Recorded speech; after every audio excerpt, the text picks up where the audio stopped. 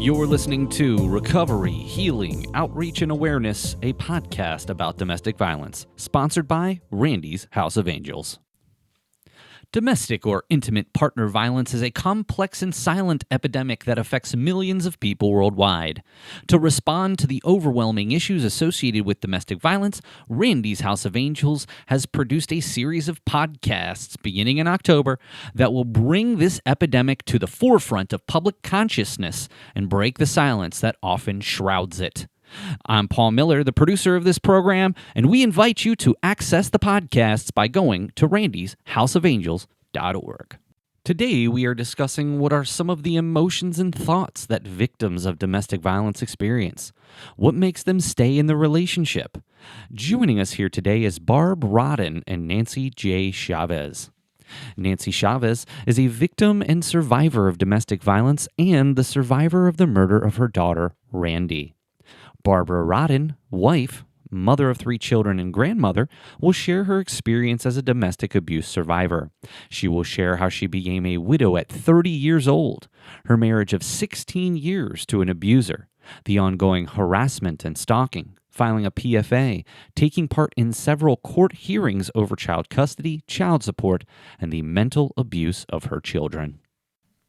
Today's facilitator on the Randy's House of Angels podcast is Dr. Ellen Smith, MD. Dr. Smith retired after 30 years of teaching and practicing in family medicine education in the Harrisburg area. Since she retired, she has spent a great deal of time learning about adversity and how to bounce back and become more resilient. She is very appreciative to have had the opportunity to educate thousands of people about these topics. Each training is customized for the participant, focused with many practical applications for immediate use. Her medical background helps build trust and understanding during trainings. She spends a great deal of time volunteering at the Trinity Preschool of Harrisburg. Considering that there is a lot of adversity such as poverty, racism, and other discrimination within our preschool community, there's also a great opportunity to support and build resilience. Additionally, Dr. Smith volunteers at her local church. She's also developed a tool called the Personal Resilience Planner, which takes the above concepts and provides a practical way to look at strengths, trauma responses, resilience, and how to progress in these areas over time.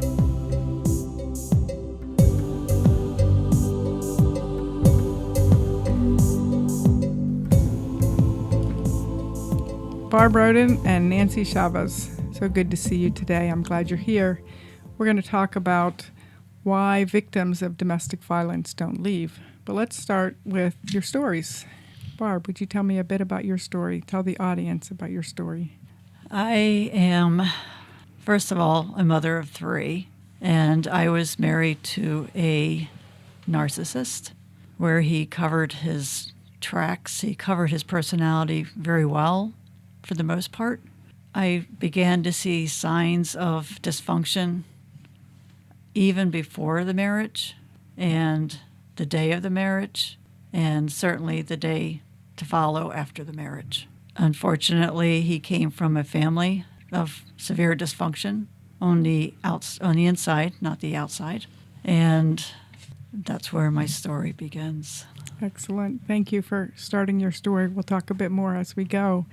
Nancy, would you like to tell your story? I was married for 7.5 years, but each day, and I'm being very honest with you, was a day of included abuse. I share with you that I ran away to get married when I was very young. My ex-husband knew the day that he took me away from my family, moving to Norfolk, Virginia, that he had full control over me, being so young and very naive. So that's why I say from the very first day, he not only set me down. I remember when we first got to Virginia and let me know that these were the rules, that when he was at work, which meant on the ship because he was in the Navy, and when he came home with his friends had more of a presence in our apartment than I did. So that meant that when he came home with beer and stayed up all night drinking, that I was supposed to be okay with that. And that went on for years and years, which the escalation of abuse, physical abuse, and of course mental abuse never ended. But I will also share with you that I am a victim of domestic violence. And that domestic violence just didn't end with my ex-husband when we were divorced. It continued for several years, the mental abuse, the verbal abuse from him, until my late 30s when I said stop. But I also am a survivor. My daughter was murdered in January 10th of 2003. And people ask me to this day, because we are all crimes solvers. Was there domestic violence in their relationship? Her husband had hired his best friend to kill her. And that is always the question. I get asked, why didn't I leave my abusing relationship? Was there abuse in the relationship with my daughter? Wow. So, what are some reasons you couldn't leave until you left? And you may want to carry on further on your story as part of this. I did leave, actually, 3 times prior to finally escaping. Mm-hmm. And the main reason I was able to escape this time, the last time, the 4th time, was because he had an affair, which was videotaped from his own phone, and I just happened to find it. Mm. But the 3 prior times, the reason I had gone back was the first time was because I believed all the lies. My family wasn't started yet. And at that time in my life, I wanted children. Mm-hmm. So in my mind, I gave it another shot. Within a couple of months, I saw the same behavior. And I left the second time. Probably within 3 years, I left the second time. And I started to get threats. I had no support from any family members. I had been made to believe that if I leave, then the threat indirectly was that you will pay for this. Mm. Mm-hmm. You will have your children taken away from you. You will be paying me everything, and you have nothing. Mm. So that prompted me to come back a second time. Mm-hmm. The third time was probably another 3 years later. I left, packed up everything once again, took my children, and then in-laws stepped in and says, I will hold your children until you get things straightened out. And at that point, there was a chance I could have lost them. And again, the threats, the basically innuendos that you're going to pay for this. My abuser was mentally abusive. Mm-hmm.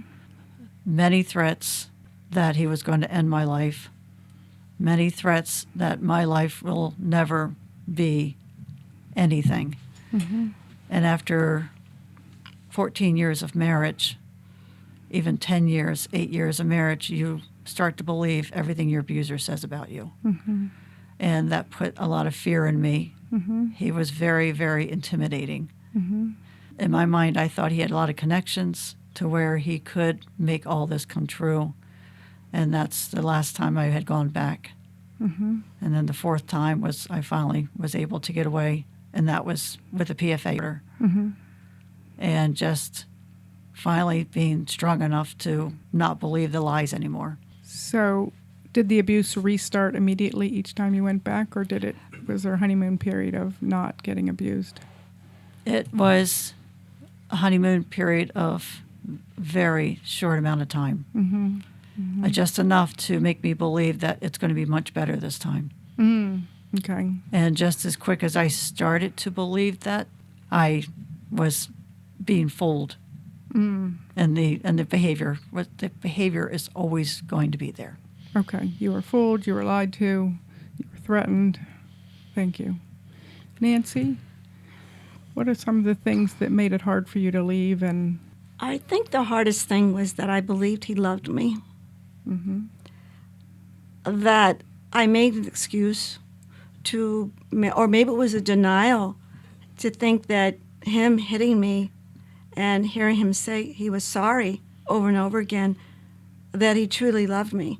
Or maybe was it love that he always provided for my daughter and I. So it took me many years And I can say in my 40s, I realized that that wasn't love. Mm-hmm.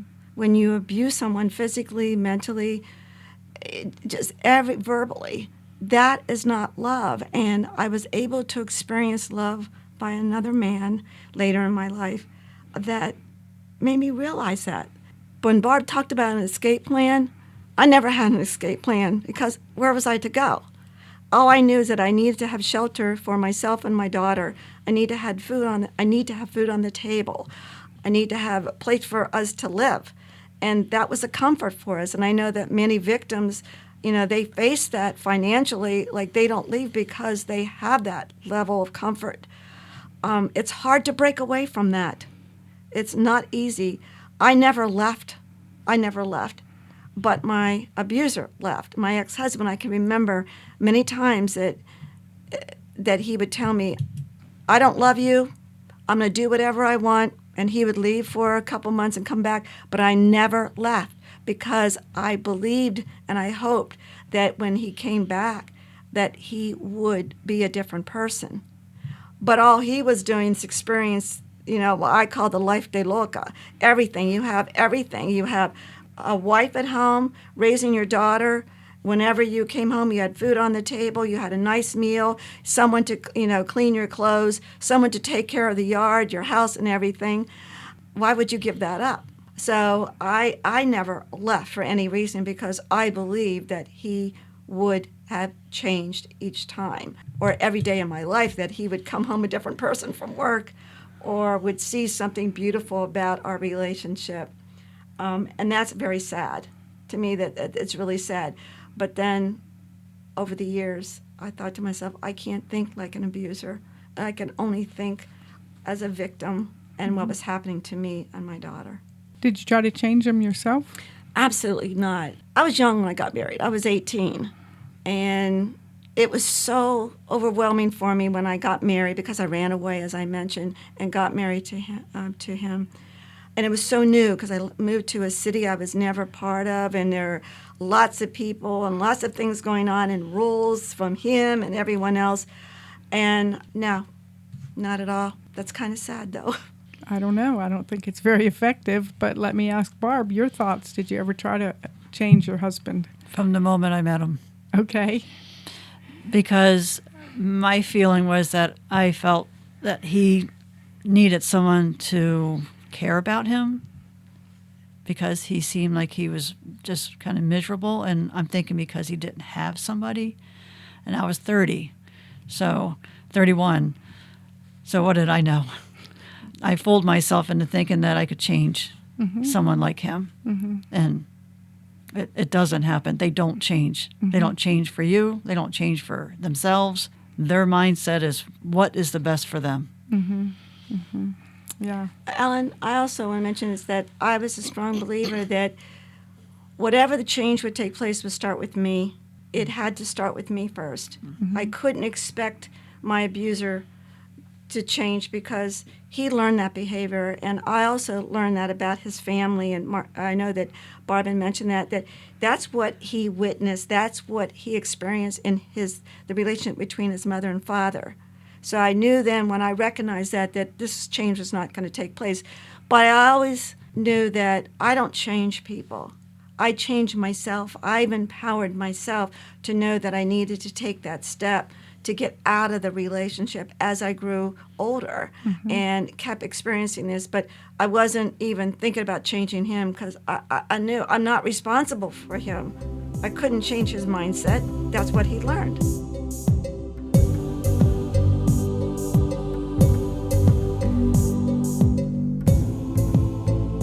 Parents, is your teen struggling to cope with their thoughts, feelings, and actions? Introducing Randy's Teen Group, a safe haven for support and healing. Join us virtually every Thursday from 4 to 5:30 p.m. starting September 14th. The best part? It's absolutely free. Reach out to Randy's House of Angels at 717-503-4498 to enroll your teen today. Let's nurture their well-being together.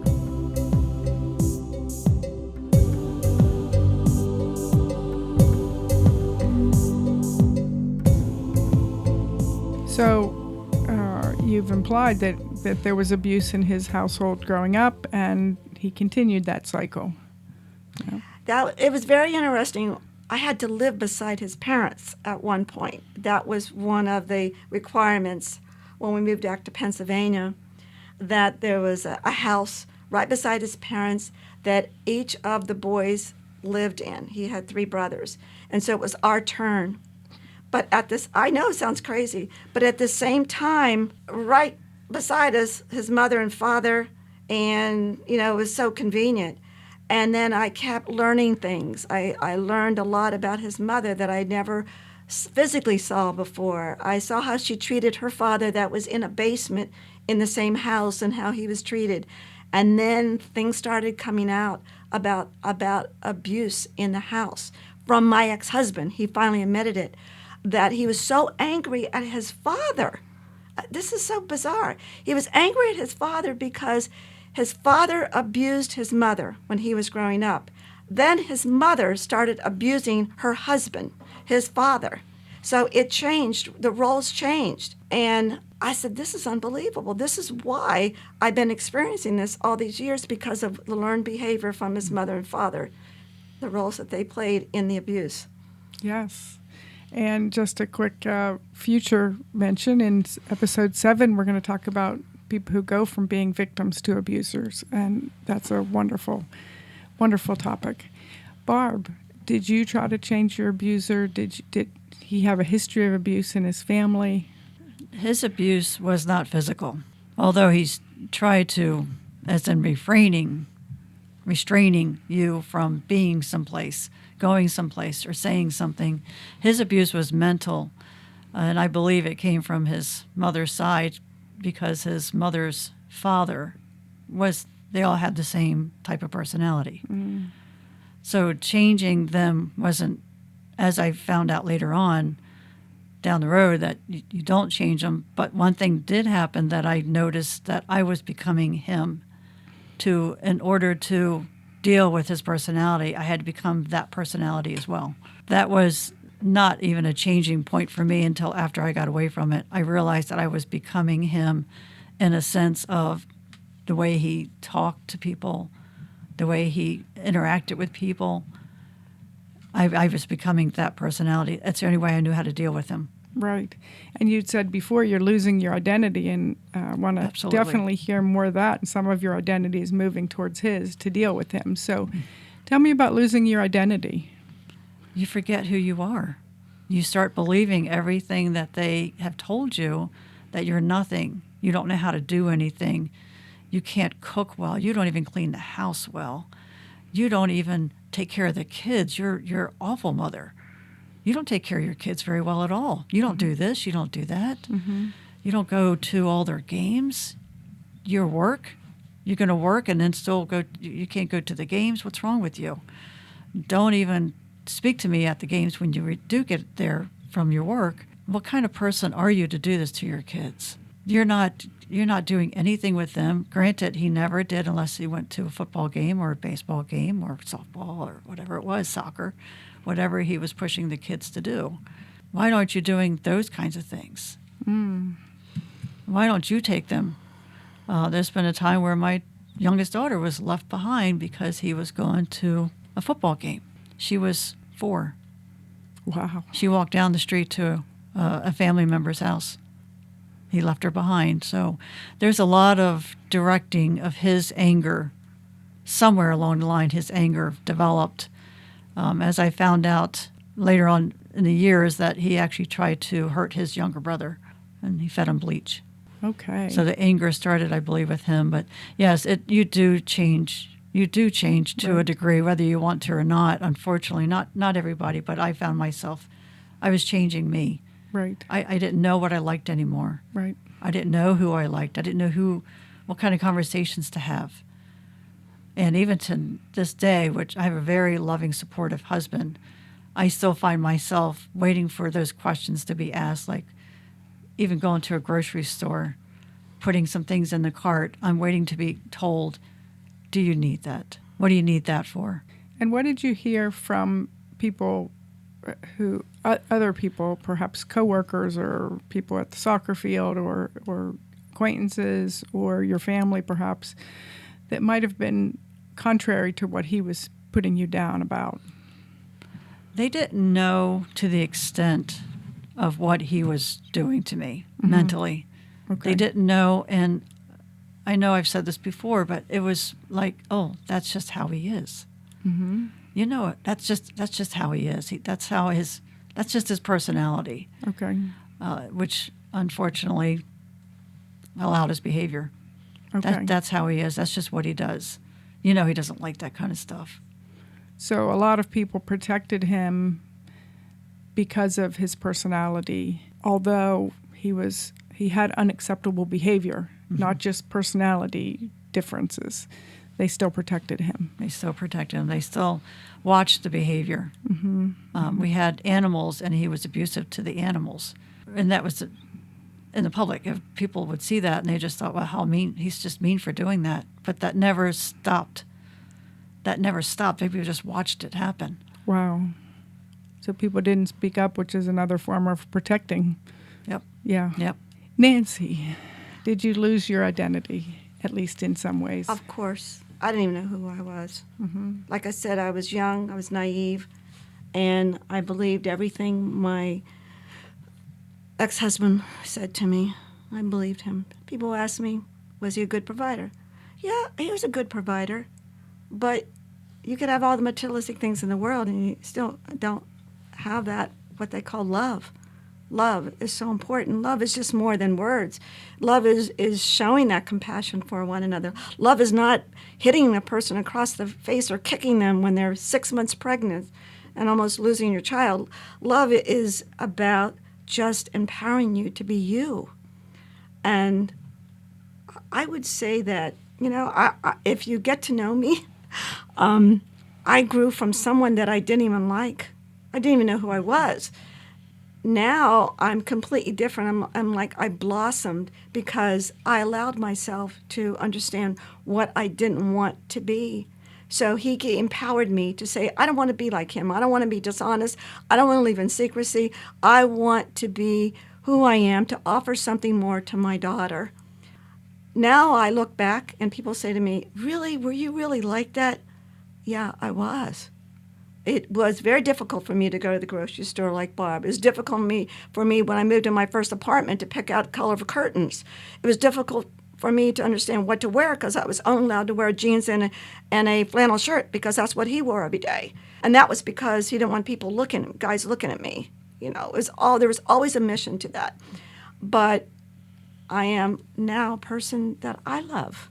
And so, like I said, the most darkest times in my life, not only with the death of my daughter, but when I was married and I was trying to find a way to leave him or just pray to God that he would stop his abuse, was really difficult for me. And then once I moved away from that, I began to find myself and I began to love myself. And now today, I'm very proud of who I am. And yes, did I go back to college? Did I get my master's? I've started a nonprofit, but it's not about that. It's about what I give of myself. So taking part of this podcast and sharing my experience with others has so much meaning. Wow, what a heartfelt response. Thank you. And Barb, tell us about finding your identity, developing from being pushed down and emotionally beaten towards success in your life. And it doesn't mean physical, financial success, but what you believe is success for. Perhaps, you have some more self-esteem, et cetera. You mentioned you're married and implied that it was good.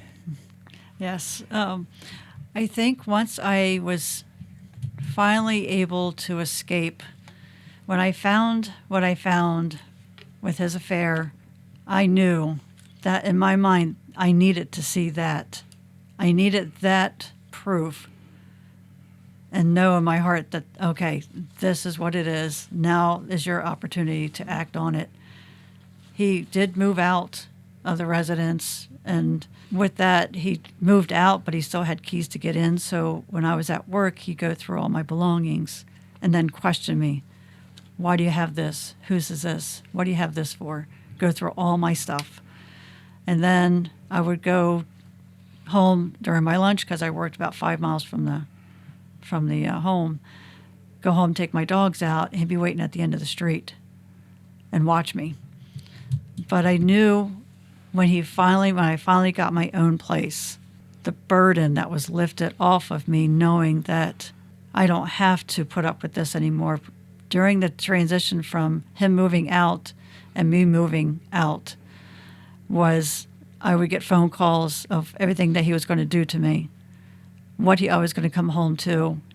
It was all the time. Even that's with the PFA. When I moved out and was able to do, like Nancy said, I wasn't able to make the decisions at first on what to do with my home.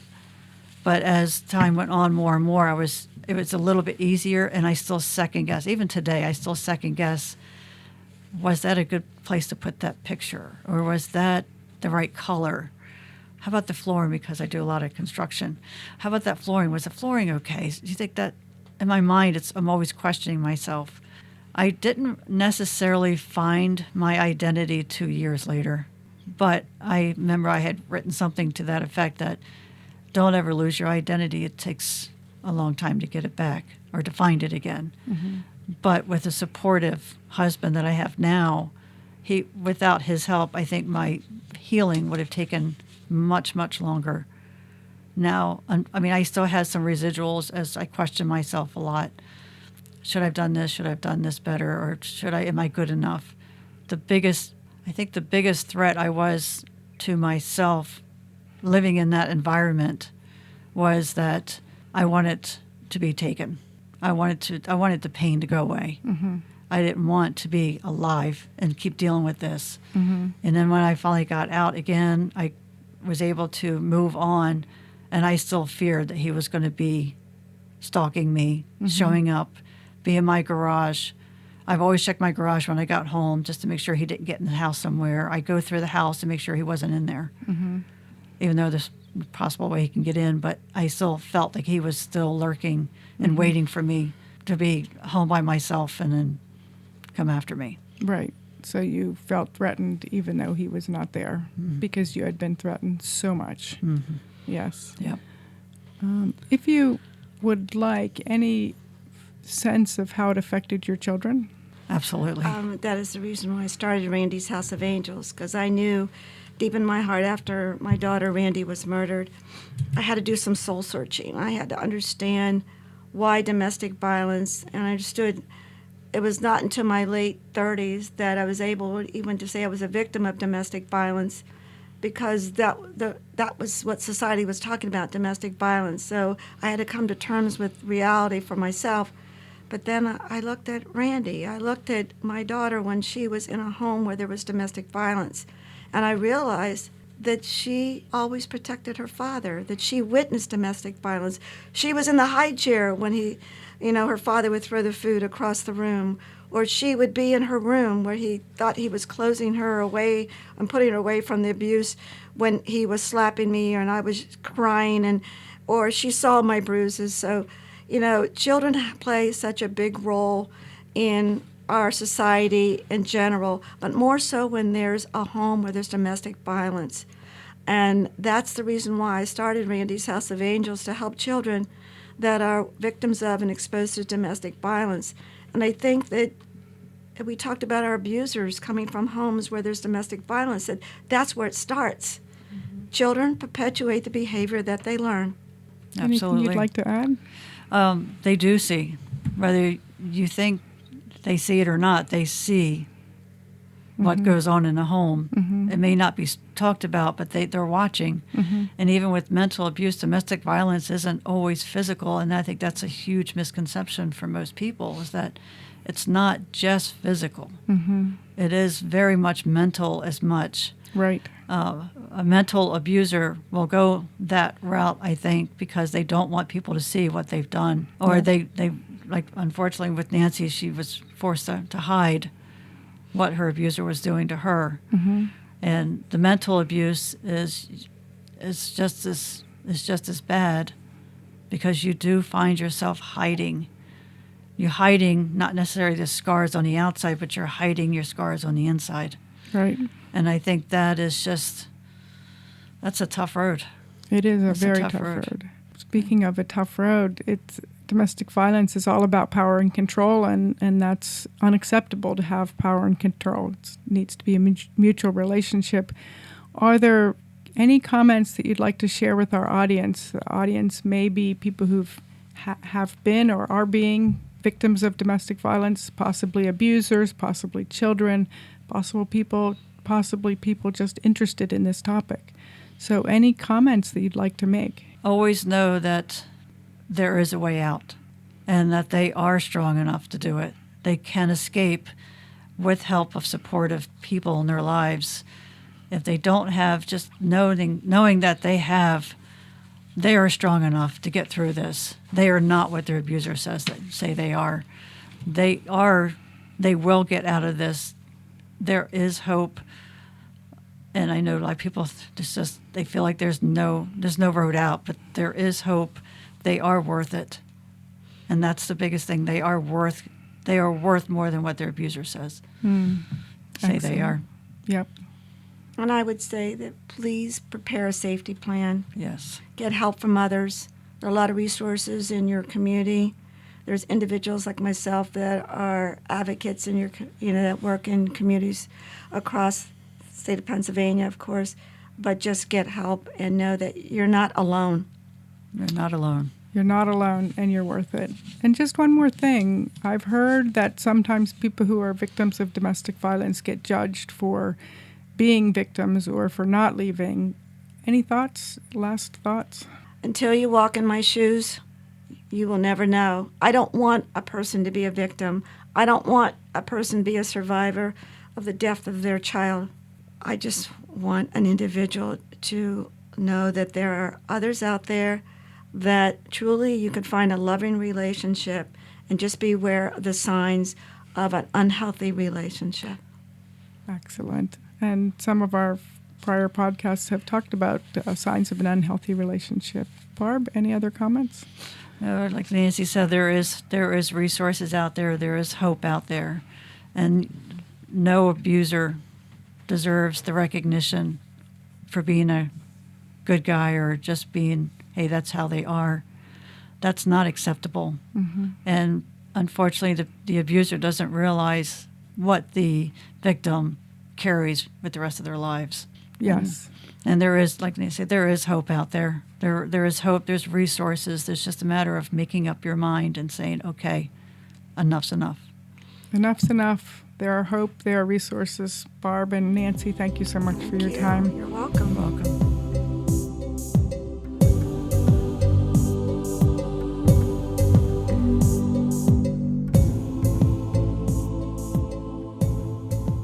Randy's House of Angels is sponsoring a series of podcasts that will serve as a resource to anyone impacted by domestic violence, including parents, guardians, caseworkers, health providers, advocates, teachers, trauma specialists, clinicians, and more, to provide an overview of domestic violence and how to handle situations where domestic violence is present. This is a series of 10 podcasts that will include an overview in healthy relationships, the different types of abuse, supporting someone who is engaged in an unhealthy relationship, and criminal justice resources available to victims. It will also include testimony and stories from courageous survivors who are victims of domestic violence. The podcast will be released starting in October of 2023 and run through February of 2024. If you miss a podcast, it will be made available on demand on Randy's House of Angels website at randyshouseofangels.org. After you've listened to our podcast, we would love to hear from you. Your feedback is crucial for the future of our podcast programs. There is a survey available on our website at randyshouseofangels.org. You can also reference the resources that support the podcast on the website, again, at randyshouseofangels.org. Thank you, and we'll see you next time.